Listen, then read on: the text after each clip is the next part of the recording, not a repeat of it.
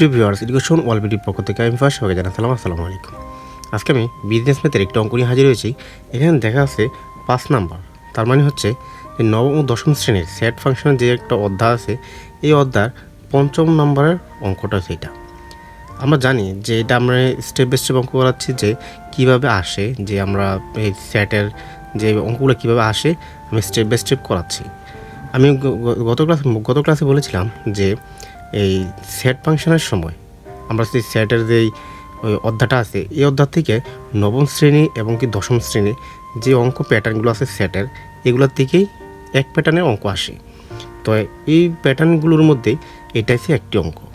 যেমনটা মনে করেন এখানে দেওয়া আছে কিউ ইকুয়াল এক্স ওয়াই এবং আর ইকুয়াল দেওয়া আছে এম এন এল হলে পি অফ কিউ এবং পি অফ আর নির্ণয় করো।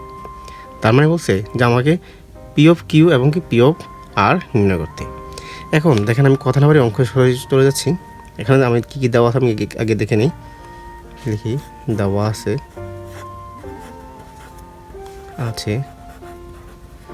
কি দেওয়া আছে, কিউর মান দেওয়া আছে এক্স ওয়াই এবং কি আর এর মান দেওয়া আছে এম এন এল। ক্লিয়ার? আশা করি বুঝতে পারছেন, কারণ এগুলো এইখানে দেওয়া আছে তার জন্য এগুলো। এখন আমাকে বলছে যে যদি মানে হলে পি অফ কিউর মান নির্ণয় করতে বলছে। একটা বলছে পি অফ কিউর মান, আর একটা হচ্ছে পি অফ আর এর মান বের করছে। তো এখন দেখেন আমি পি অফ কিউর মানটা লিখি। সুতরাং পি অফ কিউ বলতে কোনটা, কিউর মান কোনটা, এইটা। তো আমরা এখানে লিখতে পারি যে সেকেন্ড ব্র্যাকেট দিয়ে, তারপরে এখানে অনেকেই এই ভুলটা করেন, প্রথম সেকেন্ড ব্র্যাকেট দিয়ে ফেলে তারপরে এই আবার ফার্স্ট ব্র্যাকেট দেন। আসলে কি এটা হচ্ছে সেকেন্ড ব্র্যাকেট একটা বড় একটা হবে আর একটা ছোটো হবে। তারপরে দেখেন এক্স এবং ওয়াই। আচ্ছা, এখানে একটা মেন একটা বিষয় হলো পি অফ কিউ বলতে কী বোঝানো হয়।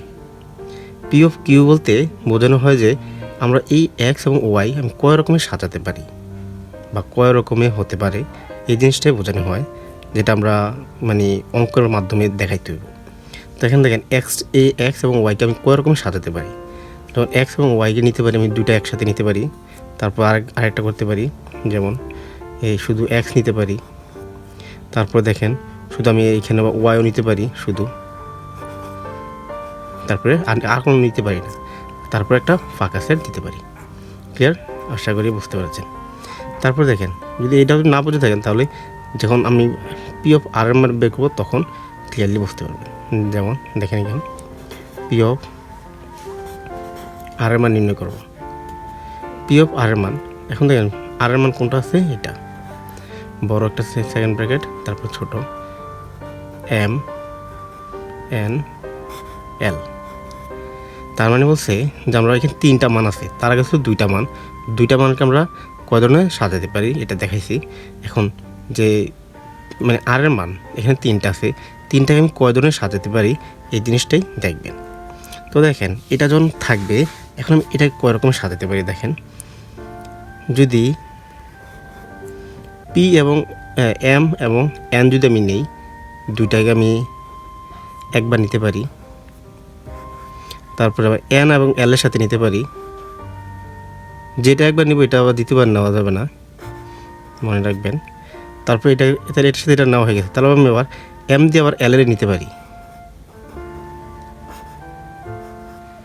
এম দিয়ে আবার এল এর শেষ। ক্লিয়ার? এখন দেখেন আমার এগুলো যেহেতু একবার করে নেওয়া হয়ে গেছে, তারপর আমি লিখতে পারি এম নিতে পারি, তারপর আমি এন নিতে পারি, তারপরে আরেকটা এল নিতে পারি, তারপর একটা ফাঁকা সেট নিতে পারি। দেখেন আমি এখন আবার একটু ক্লিয়ার করছি। এটার সাথে আমি এটা নিলাম, দেন এটার সাথে এটা, তারপরে এটার সাথে আবার এটা নিলাম, এটার সাথে এটা, তারপরে কী করলাম এম এর সাথে আবার এল এর নিতে পারি, এটা নিলাম। তারপরে আবার খাইলা শুধু এম নিলাম, তারপরে একটা এন নিলাম, তারপরে একটা এল নিলাম, একটা ফাঁকা সেট। এখন দেখেন আমি কয়টা সংখ্যা হয়, 1 2 3 4 5 6 7 এবং 8টা। তাহলে আমাদের 8 রকমে সাজাতে পারি যে এই এম এন এবং এলকে। ক্লিয়ার? আশা করি বুঝতে পেরেছেন। এটাই আমাদের কাঙ্ক্ষিত অ্যান্সার। তো আশা করি ভিডিওটা বুঝতে পেরেছেন। যদি আপনার উপকৃত হয়ে থাকে অবশ্যই চ্যানেলটি সাবস্ক্রাইব করে আমাদের পাশে থাকবেন। Thank you.